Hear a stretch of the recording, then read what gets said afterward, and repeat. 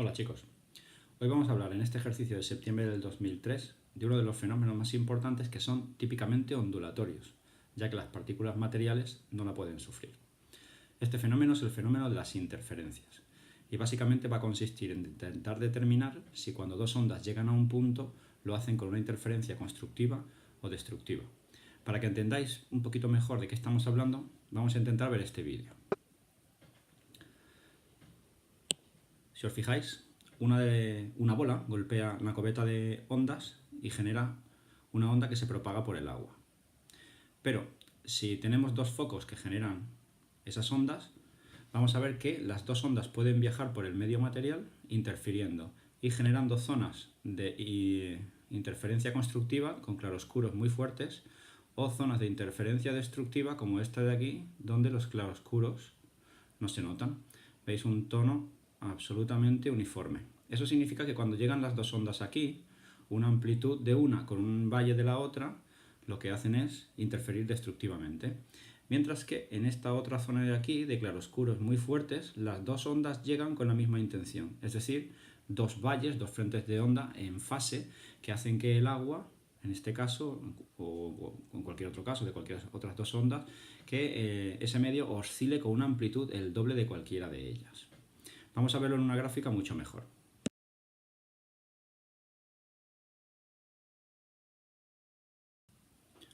Mirad, estas dos gráficas representan lo mismo. En la de arriba se ha permitido una escala de grises y en la de abajo se ha presentado todo en blancos y negros. Pero ambos son patrones de interferencia de dos ondas síncronas como las de antes y armónicas que viajan por el mismo medio, por ejemplo una cubeta de ondas.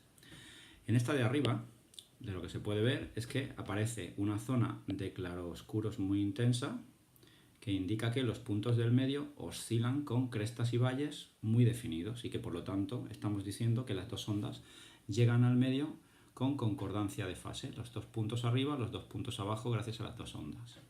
Podemos ver una zona aquí, podemos ver otra zona aquí arriba, otra zona aquí abajo y así sucesivamente. Y entre dos zonas de interferencia constructiva vamos a ver siempre interferencias destructivas. Podemos ver aquí, por ejemplo, que esta zona de aquí es una zona gris, esta zona de aquí es otra zona gris, y esta de aquí y esta de aquí. ¿Por qué son grises? Porque el agua apenas se comba y por lo tanto no actúa ni de forma convergente ni de forma divergente sobre la luz. No aparecen claroscuros tan bien definidos, ¿vale? Si los pintamos, veremos, por ejemplo, que esto es una zona de interferencia constructiva, esto es otra zona de interferencia constructiva y esto es otra zona de interferencia constructiva. Mientras que entre dos zonas de interferencia constructiva hay una interferencia destructiva y otra más. En verde están las zonas de interferencia destructiva, mientras que en rojo se representan las zonas de interferencia constructiva. En la gráfica de aquí debajo, las líneas en rojo se representan con claros y las líneas en verde se representan con oscuros. Y se trata de hipérbolas, funciones matemáticas muy bien definidas. Bueno, pues entendido esto, por lo menos he intentado explicar, vamos a ver si podemos resolver el ejercicio de arriba. En el ejercicio se nos dice que dos fuentes sonoras A y B emiten en fase ondas armónicas planas de igual amplitud y frecuencia y que se propagan a lo largo del eje X. Y se nos pide calcular la frecuencia mínima, es muy importante que tengamos en cuenta ese objetivo, la frecuencia mínima del sonido que deben emitir las fuentes para que en un punto C situado a 7 metros de la fuente A y a 2 metros de la fuente B, la amplitud del sonido sea máxima. Si la amplitud del sonido es máxima, eso lo que indica es que en ese punto en concreto la interferencia debe ser constructiva. Utilizando esta gráfica, supondremos, por ejemplo, que esta es la fuente A y que esta es la fuente B. Y el punto en cuestión por el que se nos pregunta ha de ser un punto que caiga en una zona de claroscuros, puesto que la condición del problema es que la amplitud del sonido sea máxima. Un punto que esté pues, a 2 metros de B y 7 de A es un punto que estará más cerca de B, por supuesto, que de A. Y por lo tanto podremos suponer que se encuentra pues más o menos aquí. La condición es que x2 es 7 metros y que x1 es de 2 metros. Y puesto que la interferencia es constructiva, debe cumplirse la condición de que x2 menos x1 sea un múltiplo de longitudes de onda. Tendremos interferencia constructiva siempre que las ondas que llegan desde B y las que llegan desde A lo hagan siempre con la misma intención, las dos tirando hacia arriba o las dos tirando hacia abajo, es decir, en fase. Para que la interferencia sea constructiva, la diferencia de caminos recorridos por las dos ondas, que es justamente lo que se marca como x2 menos x1, tiene que ser tal que quepa un número entero de longitudes de onda. Luego tendremos interferencia constructiva siempre que quepa una longitud de onda más, o 2, o 3, o 4, de la onda que llega de A que de la onda que llega de B. Pero, si nos fijamos en la condición de que, calculemos la frecuencia mínima del sonido, para que la frecuencia sea la mínima, necesitamos que la longitud de onda sea lo más grande posible. Es decir, que en la diferencia de caminos, 7 menos 2 quepa exactamente una longitud de onda. De manera que para que eso ocurra, la longitud de onda debe ser exactamente de 5 metros. Si nos damos cuenta, lo que nos está dando el enunciado es justamente el valor de la longitud de onda, pero de una manera implícita. Para que la longitud de la onda sea de 5 metros, siendo la velocidad de fase del sonido de 340 metros por segundo, la frecuencia de los altavoces con las que ha de oscilar tanto la fuente A como la fuente B ha de ser V partido por lambda, que es de 340 metros por segundo partido 5 metros, que da un valor de 68 hercios. Lo que significa que para que en el punto P, este señalado por aquí, la interferencia sea constructiva, y tengamos además de todas las interferencias constructivas, la primera, que es cuando n vale 1, la frecuencia con la que han de oscilar los altavoces es de 68 hercios exactamente. En el apartado 2 hay un cambio de condiciones, ya que se nos dice que ahora la frecuencia de sonido pasa de ser de 68 hercios a 1530 hercios, como tenemos escrito aquí. Ahora, lo que tenemos que tener claro es que si la frecuencia aumenta, la longitud de onda disminuirá, tal como se dibuja.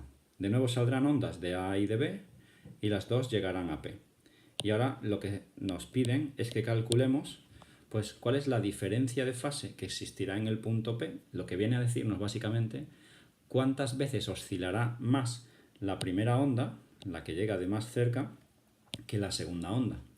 Recordando que cada vez que oscila una onda, su diferencia de fase es de 2 pi radianes. Pues bien, lo que nos están diciendo es cuántas veces oscila más la onda B que la onda A que la onda B, puesto que la onda A llega con retraso. Y además, cuando llegue la onda A al punto P, ¿cómo lo hará? Si con interferencia constructiva o con interferencia destructiva. Bien, pues seguimos. Como la frecuencia es de 1530 hercios y la velocidad de fase es la longitud de onda por la frecuencia, la nueva longitud de onda será de 340 metros por segundo partido 1530 hercios, lo que da un valor de 0,22222. Y aquí un aviso. En segundo de bachillerato es muy arriesgado trabajar con números decimales. Y en este problema en concreto, si sesgamos el número a 0,2, a 0,22 o 0,222, el problema no sale bien. Así que tendremos que trabajar exactamente con el valor exacto de la fracción.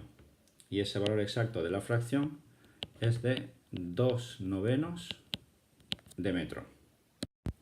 Ahora que ya tenemos la longitud de la onda, lo que tendremos que hacer será averiguar si en la diferencia de caminos recorridos, x2 menos x1, cabe un número entero de longitudes de onda, o si por el contrario cabe un múltiplo impar de veces medias longitudes de onda. Si el primer caso es correcto, siendo n un número natural, igual que en el caso de abajo, pues tendremos una interferencia constructiva y si se cumple el caso de abajo, una interferencia destructiva. Así pues, vamos a ver cuál de las dos condiciones es la correcta.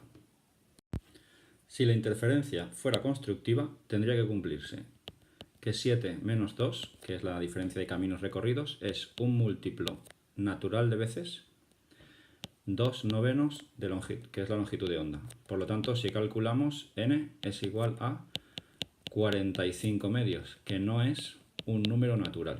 Eso significa que en los 5 metros que recorre de más la onda A que la onda B, no cabe un número entero de longitudes de onda.